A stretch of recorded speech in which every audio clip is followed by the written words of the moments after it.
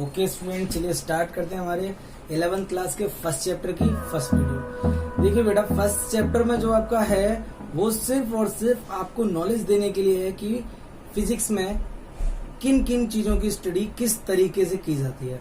आप लोगों को मैं अच्छे से बता दूं कि फिजिक्स को पढ़ने से पहले फिजिक्स को समझना बहुत जरूरी है कि फिजिक्स का कॉन्सेप्ट क्या रहता है, साइंस का कॉन्सेप्ट क्या रहता है, फिजिक्स किस तरीके से साइंस की एक स्ट्रीम बन के उभरी। तो सबसे पहले बात करते हैं कि साइंस क्या होती है। तो देखिए बेटा, किसी भी टॉपिक की या किसी भी एक बड़े रीजन की एक सिस्टमैटिक स्टडी जो होती है, ऑर्गेनाइज स्टडी जो होती है, उसे हम साइंस बोलते हैं। मींस अगर कोई भी चीज है, जैसे मैंने आपसे बोला कि आपने पेड़ देखे, ट्रीज, ठीक है, तो उन ट्रीज का क्या मतलब, ट्रीज के बारे में बताइए। तो ग्रामीण लोग क्या बोलेंगे, अरे ट्रीज हमने देखे, हमारे गांव में लगे हैं, हमारे शहर में लगे हैं, इन सारी बातों की बात की जाएगी। बट अगर साइंस के वे में देखोगे तो एक ट्री का मीन्स होता है कि एक ऑर्गेनिज्म है, प्लांट ऑर्गेनिज्म है, प्लांटे से आता है। मतलब मैं आपको बताऊं तो हर एक छोटी से छोटी बारीक चीज को रिप्रेजेंट करना, बताना क्या आता है, उसको बोलते हैं साइंस। ठीक है, इसको बोलेंगे आप साइंस में पढ़ रहे हो। ठीक है बेटा, चलिए तो मेन बात करते हैं हम आके अपने फर्स्ट चैप्टर की। तो देखिए बेटा, मैं फिजिक्स की बात करूंगा आपसे। सबसे पहला क्वेश्चन आता है व्हाट इज फिजिक्स। तो देखिए बेटा, व्हाट इज फिजिक्स में आपको मैं बता दूं कि द स्टडी ऑफ नेचर। क्या बोला बेटा मैंने? The study of nature, that means nature की स्टडी करना। नेचर में क्या हो रहा है, कैसे हो रहा है, क्यों हो रहा है। ठीक है। दूसरा, एंड नेचुरल फिनोमिनन्स, नेचर में होने वाले कुछ नेचुरल फिनोमिनन कंटिन्यूस चल रहे हैं। जैसे आपको पता है सन राइज होता है, दिखने लगता है सुबह की टाइम, और शाम के टाइम क्या हो जाता है, गायब हो जाता है। ठीक है। मून आपको शाम के टाइम दिखता है और दिन की टाइम क्या हो जाता है, गायब। आपको स्टार्स दिखते हैं टिम टिम करते हुए, है ना, बारिश होती है, ठीक है, रेनबो दिख जाता है आपको। ये सारे फिनोमिनन्स आपके ऐसे हैं जो होते रहते हैं, है ना। और ये होने वाले जो फिनोमिनन्स हैं, इन फिनोमिनन्स का कॉन्सेप्ट क्या है, ये भी कौन बताता है बेटा? Physics. Then the physics is the study of nature and natural phenomenons. इतनी बात बेटा आपके समझ में आ जानी चाहिए। ठीक है बेटा, तो देखिए सबसे पहले बात करते हैं। तो फिजिक्स में यही बात आ गई आपकी, फिजिक्स क्या होती है। अगली चीज, फिजिक्स में हम बेटा पढ़ते हैं लॉज। क्या पढ़ते हैं? लॉज। आपको मालूम है लॉज, क्योंकि फिजिक्स कुछ फंडामेंटल लॉज के बेसिस पर ही चलती है। तो मेन चीज ये है कि लॉज बनते कैसे हैं, है ना। एक इंपॉर्टेंट चीज ये हो गई, मेजर पार्ट ये हो गया कि लॉज कैसे बनते हैं, जिनको हम बोलते हैं बेटा साइंटिफिक मेथड। क्या बोलते हैं?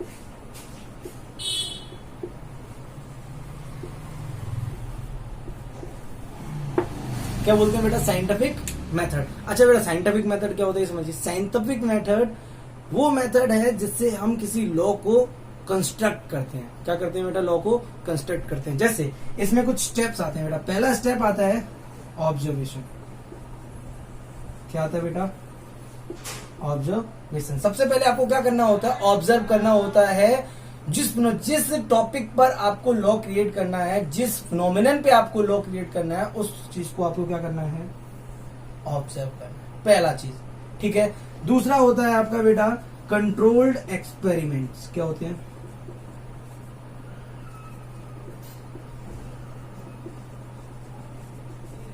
Controlled experiment. उसके बाद क्या करते हैं हम? कंट्रोल्ड एक्सपेरिमेंट्स करते हैं। अभी मैं आपको ये सारा एग्जांपल के थ्रू बता दूंगा क्या मतलब हुआ। तीसरे की अगर मैं बेटा बात करूं तो तीसरा हमारा होता है क्वालिटेटिव एंड क्वांटिटेटिव रीजनिंग। क्या करते हैं बेटा? फिर हम रीजनिंग लगाते हैं। रीजनिंग का मतलब ये हो गया, हमने जो अभी क्या किया था, एक्सपेरिमेंट्स किए थे, उन एक्सपेरिमेंट्स के क्या क्या कंक्लूजन्स निकल सकते हैं एक्सपेरिमेंट्स के आउटपुट के अकॉर्डिंग। क्लियर बेटा। इसके बाद चौथा स्टेप आता है मैथमेटिकल मॉडलिंग।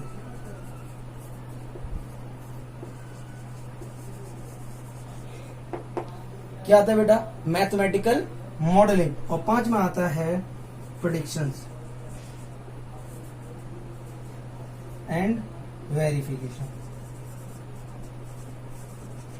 आप जरा समझने की कोशिश करना ये इन स्टेप्स का मतलब क्या होता है बेटा। देखिए ये सारे स्टेप्स जब कंफर्म हो जाते हैं एक बार, उसके बाद जाके कहीं कोई लॉ क्या होता है बेटा, स्टेब्लिश होता है। अब जैसे न्यूटन के लॉज आप पढ़ते आ रहे हो इतने सालों से, और न्यूटन्स लॉ इतनी बार आपने पढ़ा, तो वो न्यूटन्स लॉ ऐसे ही नहीं बने, वो न्यूटन्स लॉ का वेरिफिकेशन हुआ है अच्छे से, तब वो न्यूटन्स लॉ आपके क्या हुए हैं, स्टेब्लिश हुए हैं।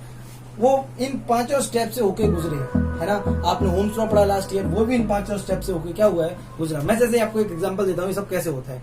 जैसे इमेजिन करिए कि आपने एक रिवर के फ्लो को ऑब्जर्व किया, है ना। तो सबसे पहले ये नहीं कहते, जैसे आपने एक रिवर को देखा जिसमें वाटर है वो फ्लो हो रहा था किधर, ईस्ट टू वेस्ट, मान लिया, ठीक है बेटा, किधर, east to west water flow हो रहा है। तो इसका मतलब ये नहीं होता कि आपने ईस्ट टू वेस्ट वाटर को फ्लो होते हुए देख लिया तो अब वाटर ईस्ट टू वेस्ट ही फ्लो होता है। हम गए घर पे और हमने क्या किया, लिख दिया कि water in a river always flows from east to west, ये गलत हो जाएगा। इसके लिए आपको क्या करना पड़ेगा, पहला स्टेप ऑब्जर्वेशन, आपको ऑब्जर्व करना पड़ेगा, केयरफुली ऑब्जर्व दैट फिनोमिना। आप क्या देखिए, उस रिवर को देखिए, डेली देखिए कि ये ईस्ट टू वेस्ट फ्लो होती है, ठीक है, ईस्ट टू वेस्ट फ्लो होती है, हाँ समझ गई, ईस्ट टू वेस्ट फ्लो होती है, ठीक है। अब उसके बाद सिर्फ वहीं तक नहीं रहना, आपको और रिवर्स को भी ऑब्जर्व करना पड़ेगा कि ईस्ट टू वेस्ट फ्लो होती है या नहीं। आप गए किसी दूसरी रिवर पे, आपने देखा वो तो वेस्ट टू ईस्ट फ्लो हो रही है, आपका एक भ्रम टूटा कि ईस्ट टू वेस्ट फ्लो होती है। फिर आपने क्या कहा, ईस्ट टू वेस्ट फ्लो होती है या वेस्ट टू ईस्ट फ्लो होती है, ये हमने सोच लिया, या तो ईस्ट टू वेस्ट फ्लो होगी या वेस्ट टू ईस्ट फ्लो होगी, है ना। ये हमने देख लिया। आपने और रिवर की चेक किया तो उनमें और किसी डायरेक्शन में फ्लो हो रहा है, तो आपको एक बात समझ में आएगी कि water can flow in any direction. इसके बाद क्या किया, हम गए कहां पर, अपने लैब में, और लैब में क्या किया आपने, एक्सपेरिमेंट। बेटा experiment, controlled experiment, not only experiment. What is the meaning of controlled experiment, आप जरा ऐसे समझिए। अब पता चला आपको ये देखना किस डायरेक्शन में फ्लो रहा है। अब आप चले गए खतरनाक नदी के पास और आप पता चला वो एक्सपेरिमेंट किस में कर रहे हो, रिवर में ही कर रहे हो, है ना। अब रिवर में ही एक्सपेरिमेंट करें, पता चले एक्सपेरिमेंट करते करते निकल लिए तो आपको एक्सपेरिमेंट करने हैं, बट कैसे, कंट्रोल्ड करने हैं। कैसे करने हैं, कंट्रोल। जैसे आप लैब में गए, आपने एक छोटा सा पाइप लिया, उस पाइप में वाटर भरा, वो वाटर जो पाइप का है ना, वो वाटर आपको हार्म नहीं पहुंचाएगा, यानी कंट्रोल्ड है। अगर फैल भी जाएगा तो भी चलेगा, यानी कि आप फैल जाएगा तो बाढ़ आ जाएगी। समझ गए इतनी बात। तो एक्सपेरिमेंट कैसे करने हैं आपको, कंट्रोल। तो आपने जैसे एक्सपेरिमेंट किया वाटर में पाइप लेके, अब पाइप ऐसे एकदम स्ट्रेट रखा हुआ है, ठीक है। अब जैसे स्ट्रेट रखा हुआ है तो अब आप देख रहे हो ना, वाटर इधर से इधर जा रहा है ना, वाटर इधर से इधर, क्योंकि कैसा है, स्ट्रेट। तो आपने कर लो, एक और नई ऑब्जर्वेशन मिल गई, क्या कि वाटर ना लेफ्ट ना ईस्ट टू वेस्ट फ्लो होता है, ना वेस्ट टू ईस्ट फ्लो होता है। गलती से आपसे ये पाइप थोड़ा सा टिल्ट हो गया, जैसे ही टिल्ट हुआ आपने कहा ये वाटर तो लेफ्ट टू राइट फ्लो होता है, फिर इधर टिल्ट हो गया तो राइट टू लेफ्ट फ्लो होता है। समझ रहे हो ना मेरी बात। इससे हमें पता चलता है कि वाटर क्या होता है, लेफ्ट टू राइट या राइट टू लेफ्ट फ्लो होता है। ये हमने ऑब्जर्वेशन निकाली, ठीक है। इसके बाद क्या लगाते हैं, रीजनिंग। रीजनिंग मतलब हुआ हमने जितने भी ऑब्जर्वेशन किए, जितने भी एक्सपेरिमेंट किए, उन सबको एक साथ से ऑब्जर्व करना। जैसे हमने पहले देखा था ईस्ट टू वेस्ट, फिर हमने देखा क्या, वेस्ट टू ईस्ट, है ना। फिर हमने देखा क्या, पाइप में जब तक वो ऐसा था तब तक नहीं हो रहा था, फिर left to right, right to left. फिर हमने कहा ये हमने किया क्या था, एक साइड से अपर लेवल हुआ, दूसरी साइड से लोअर लेवल हुआ, तो वाटर इधर फ्लो हुआ। एक साइड से अपर हुआ तो लोअर हुआ, तो इधर से इधर फ्लो हुआ। ये चीज रिवर में भी हो सकती थी, हो सकता था रिवर एक साइड ऊपर एक साइड नीचे हो, तो इधर से इधर फ्लो हो रहा है।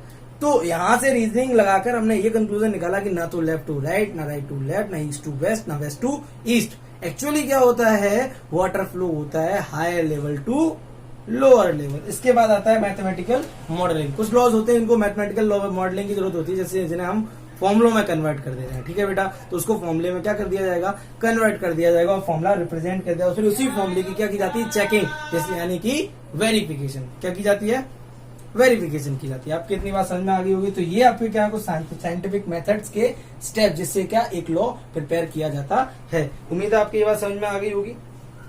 चलिए, और भी बहुत सारी इंपॉर्टेंट चीजें होती हैं। जैसे एक आपका होता है कि फिजिक्स किन चीज लॉस पे ज्यादा फोकस करती है। तो याद रख लीजिए एक बात कि आपकी फिजिक्स दो चीजों पे ज्यादा फोकस करके चलती है, एक यूनिफिकेशन